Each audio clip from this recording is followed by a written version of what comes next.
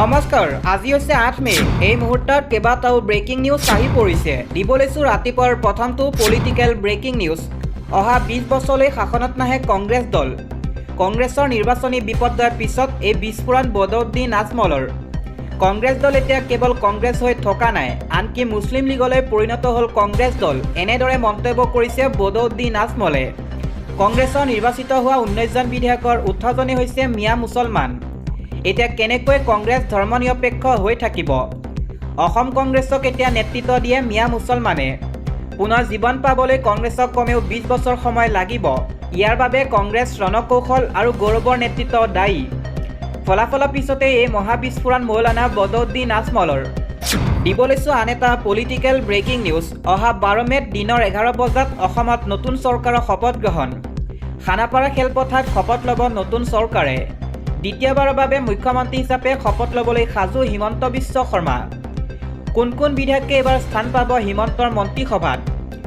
BJP অগপ BPFৰ কাৰ কাৰ নাম আছে চৰ্চাত? এইবাৰ কোন কোন নতুন মুখে স্থান পাব হিমন্ত বিশ্ব শৰ্মাৰ মন্ত্ৰীসভাত?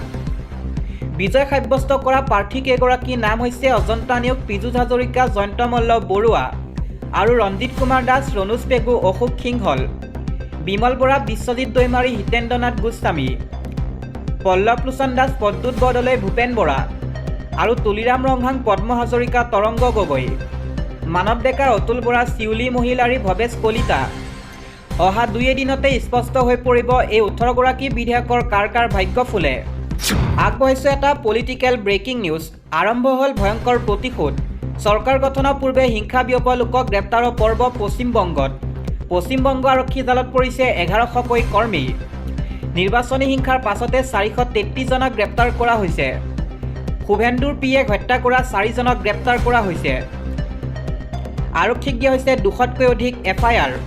পশ্চিমবংগৰ আৰক্ষীৰ সঞ্চালক প্ৰধান সিদ্ধনাথ গুপ্তাই জনাইছে এই তথ্য। পশ্চিমবংগত ভাঙি দিয়া হ'ল ৪০০ TMCৰ কাৰ্যালয়। এইবাৰ বংগৰ হাজাৰ হাজাৰ লোকক কৰা হ'ব উচ্ছেদ। বংগৰ হাজাৰ হাজাৰ বিঘা ভূমি বেদখলকাৰীৰ কবলত। বহু সন্দেহজনক লোকে ঘৰ সাজিছে বংগত। নিৰ্বাচনী ফলাফলৰ পাছতে TMC কাৰ্যালয়ত চলিল বুলডোজাৰ। আন এটা খবৰ, মমতাৰ ১৫ বছৰীয়া শাসনৰ অন্ত, বংগত মমতাক অপসাৰণ। অৱশেষত বিপদত পৰিছে পশ্চিমবংগৰ প্ৰাক্তন মুখ্যমন্ত্ৰী মমতা বেনাৰ্জী। ১৫ বছৰীয়া শাসন ভংগ কৰি মমতাক অপসাৰণ বংগত। ৰাজ্যপালে আনুষ্ঠানিকভাৱে অপসাৰণ কৰিলে মমতাক। মমতাৰ পৰা সকলো ক্ষমতা কাঢ়িলে ৰাজ্যপালে। মমতা চৰকাৰৰ ম্যাদ উকলাৰ পাছতেই এই সিদ্ধান্ত। পৰাজয়ৰ পিছতো বংগ এৰি নিদিয়াৰ হুংকাৰ দিছিল মমতাই। দেশৰ ৰাজনীতিত নোহোৱা নোপোজা ঘটনা সংঘটিত হ'ল পশ্চিমবংগত। বিধিগত ক্ষমতা আৰু মৰ্যাদা হেৰুৱালে মমতাৰ মন্ত্ৰীসভাই। নাচুৰবান্দা মমতাক লৈ বংগ ৰাজ্যপালে ল'লে এই ডাঙৰ সিদ্ধান্ত। মমতাই নহয়, মন্ত্ৰী পৰিষদকো কৰা হ'ল বৰ্খাস্ত। যিকোনো মুহূৰ্ততে ৰাষ্ট্ৰপতি শাসন ঘোষণা হ'ব পাৰে বংগত। নিৰ্বাচন আয়োগে বংগত ইতিমধ্যে মোতায়েন কৰিছে কেন্দ্ৰীয় বাহিনী। মমতা চৰকাৰৰ সময়ৰ সকলো বিষয়ৰ ওপৰতো লোৱা হ'ব পাৰে ব্যৱস্থা। আগবঢ়াইছোঁ আন এটা খবৰ, সকলোৱে লাভ কৰিব ভূমিৰ পট্টা।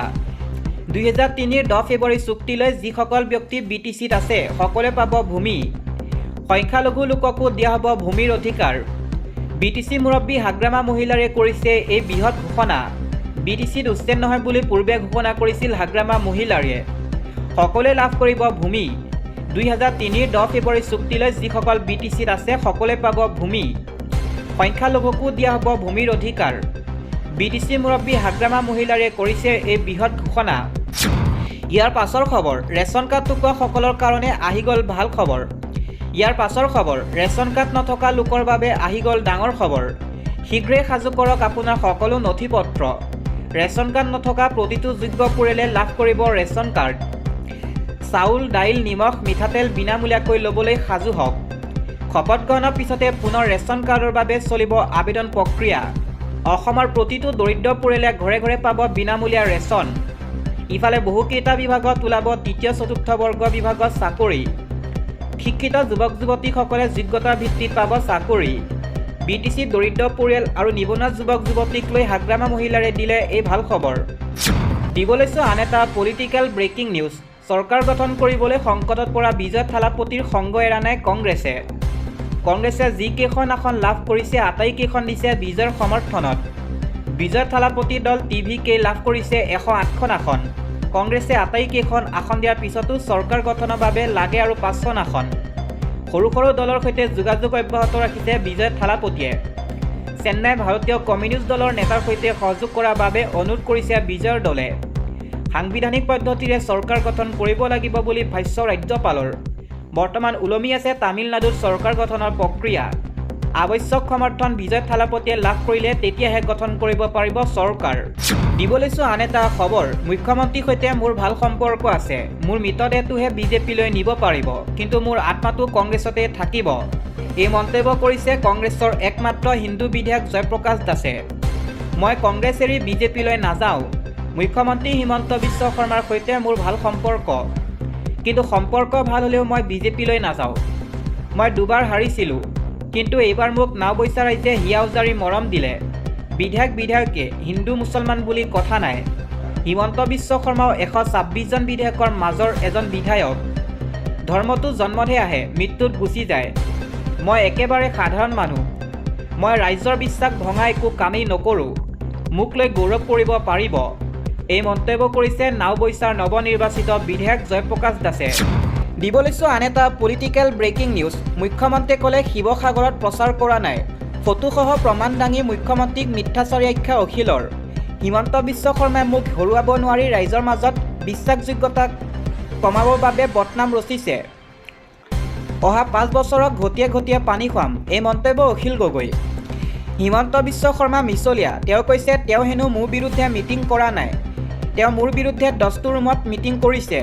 বিধানসভা নিৰ্বাচনত শিৱসাগৰত অখিল গগৈয়ে বিজয় সাব্যস্ত কৰাক লৈ হিমন্ত বিশ্ব শৰ্মাই কৰা কেতবোৰ মন্তব্য প্ৰতিক্ৰিয়া প্ৰকাশ কৰি এইদৰে কয় ৰাজ্য দলৰ সভাপতি অখিল গগৈয়ে। কাজিৰঙা দুৰ্গাপুৰ গাঁৱস্থিত কাজিৰঙা জাতীয় অৰ্কিড উদ্যানত সংবাদ মাধ্যমৰ আগত গগৈয়ে ফটো প্ৰদৰ্শন কৰি কয়, শিৱসাগৰত যদি কেম্পেইন নকৰিলে বুলি কৈছে তেন্তে মই ফটো দুখন দেখুৱাই দিওঁ। হিমন্ত বিশ্ব শৰ্মাই কেম্পেইন কৰিলে নে নাই? মোৰ বিৰুদ্ধে দুখন ডাঙৰ মিটিং কৰিছে। 15 মাৰ্চৰ দিনা হিমন্ত বিশ্ব শৰ্মাই মোৰ বিৰুদ্ধে এখন ডাঙৰ মিটিং কৰিছে 20,000 মহিলাক লৈ আমাৰ তলাতল ঘৰৰ ফিল্ডত। মই সেইদিনা ভাবিছোঁ মই হাৰিলোঁ। মিটিঙত কুশল দুৱৰীক লৈ দপদপাই আছে। আন এখন ফটো দেখুৱাই তেওঁ কয়, আকৌ 7 এপ্ৰিলৰ দিনা গদালৈ শিৱসাগৰ টাউনৰ বালি ফিল্ডত মোৰ বিৰুদ্ধে কেম্পেইন কৰি আছে। ইয়াৰ পিছত মোৰ বিৰুদ্ধে যি কথা কৈছে সেয়া শুনিলেতো মাথা নষ্ট হৈ যাব।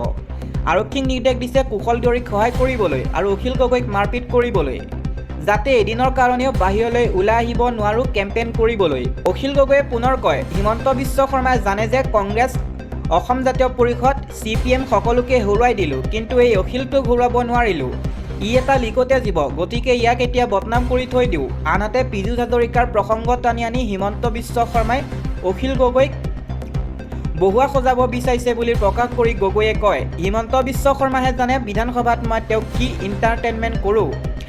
বিধানসভাত পিছি পেলাওঁ। আনহাতে পীযুষ হাজৰিকাৰ কথা মতে যদি বিধানসভাত মই কাম কৰোঁ তেন্তে আপুনি অসমৰ আটাইতকৈ 2 নম্বৰী মুখ্যমন্ত্ৰী বুলি কোৱা কথাষাৰ কি পীযুষ হাজৰিকাই মোক ফোন কৰি ক'বলৈ দিছিল নেকি? এই প্ৰশ্ন উত্থাপন কৰে অখিল গগৈয়ে। তেওঁ কয়, ভুৱা আলফাক লৈ ধন সংগ্ৰহ কৰিব যাওঁতে ধৰা পৰা কথা, মানবেন্দ্ৰ শৰ্মা হত্যাৰ গোচৰত জেল যোৱাৰ কথা বিধানসভাত কৈছিলোঁ। এইবোৰ মোক পীযুষ হাজৰিকাই কৈছিল নেকি? হিমন্ত বিশ্ব শৰ্মাক আকৌ মনত পেলাই দিওঁ যে অসমত উন্নয়ন কৰিবলৈ অসমৰ প্ৰত্যেক ডৰা পথাৰত পানী যোগান দিবই লাগিব। 100% জলসিঞ্চনেহে অসমীয়া জাতিৰ ভৱিষ্যত বদলি কৰিব। অসমৰ খেতিয়কৰ ভৱিষ্যত বদলি কৰিব লাগিব। বিধানসভাতে ভাল বক্তৃতা দিছিলোঁ নে বেয়া সেয়া হিমন্ত বিশ্ব শৰ্মাক মনত পেলাই দিছোঁ। মুখ্যমন্ত্ৰীক সমালোচনা কৰি তেওঁ কয়, মোক বিধানসভাত মাত্ৰ 2 মিনিট সময় দিয়ে। 2 মিনিটতকৈ মই হিমন্তক ধৰাশায়ী কৰি দিওঁ। অসমৰ বিধানসভাত মাতিবলৈ মোৰ বাদে কোনেও সাহস নকৰে। মই বুঢ়াঙুলি দেখুৱাই দিওঁ কোন হিমন্ত বুলি। মোক এটা দম দিলে মই 3টা দম দিওঁ। এইবিলাক কি পীযুষ হাজৰিকাই মোক শিকাই দিছে নেকি? এজন অসমৰ মুখ্যমন্ত্ৰী ভাষা এনেকুৱা হোৱা উচিত নহয়। অসমৰ এজন মুখ্যমন্ত্ৰীয়ে মই জিকিলোঁ বুলি এনেকৈ মোক অপমানিত কৰিবলৈ বিচৰাটো মই কেতিয়াও মানি নলওঁ। জিকাটো মোৰ অপৰাধ নেকি?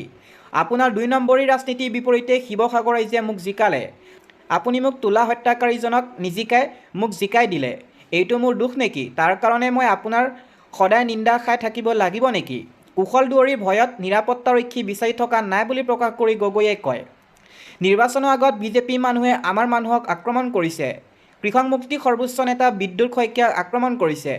আমি সদায় এৰিম নেকি? ৰৈহে আছোঁ ইতিহাস বদলি হ'বৰ কাৰণে। মই আৰক্ষী সঞ্চালক প্ৰধানকে ধৰি বিভিন্নজনক চিঠি দিছিলোঁ, কিন্তু নিৰ্বাচনৰ সময়ত মোক কোনো নিৰাপত্তাৰক্ষী দিব নোৱাৰে বুলি কৈছিল। হিমন্ত বিশ্ব শৰ্মাৰ কথা মতেহে যে আৰক্ষীয়ে মোক নিৰাপত্তাৰক্ষী দিয়া নাছিল বুলিও জানিব পাৰিছোঁ। গগৈয়ে কয়, নিৰ্বাচনৰ সময়তো হিমন্ত বিশ্ব শৰ্মাৰ কথা মতে মোক নিৰাপত্তাৰক্ষী দিয়া হোৱা নাছিল। আমাৰ মানুহবোৰক আক্ৰমণ কৰা গোচৰ দিয়াৰ পিছতো কোনো ব্যৱস্থা আৰক্ষীয়ে লোৱা নাছিল। এইবোৰ কাম হিমন্ত বিশ্ব শৰ্মাৰ কথা মতে হৈছিল।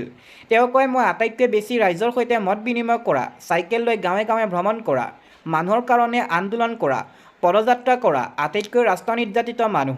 এতিয়া হিমন্ত বিশ্ব শৰ্মাই মোক হৰুৱাব নোৱাৰি ৰাইজৰ মাজত বিশ্বাসযোগ্যতা কমাবৰ বাবে মোৰ বদনাম ৰচিব বিচাৰিছে।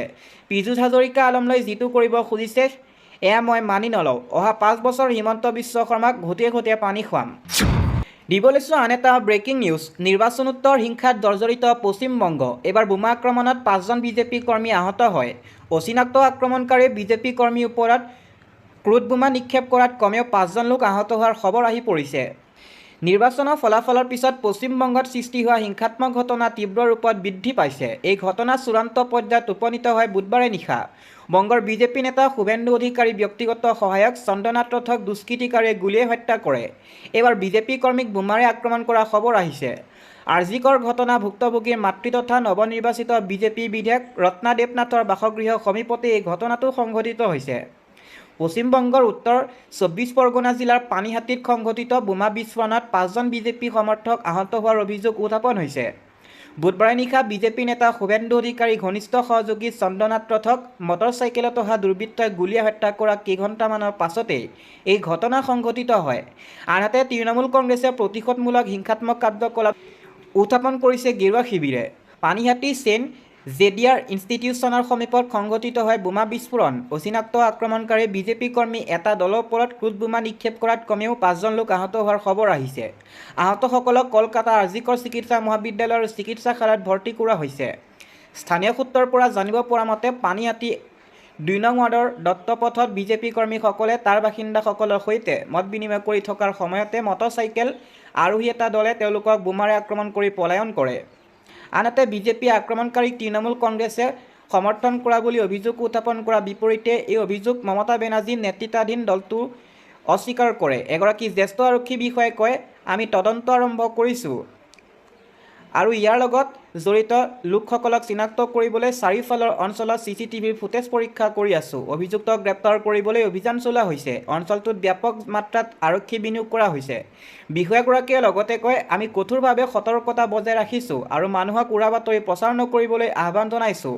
শান্তি শৃংখলা বজাই ৰাখিবলৈ প্ৰয়োজনীয় পদক্ষেপ গ্ৰহণ কৰা হৈছে। উল্লেখযোগ্য যে বিস্ফোৰণ সংঘটিত হোৱা অঞ্চলটো আৰজিকৰ হাস্পতালত ধৰ্ষণৰ বলি হোৱা যুৱতীগৰাকীৰ মাতৃ তথা নৱনিৰ্বাচিত বিজেপি বিধায়ক ৰত্না দেৱনাথৰ বাসগৃহৰ সমীপতে সংঘটিত হৈছে।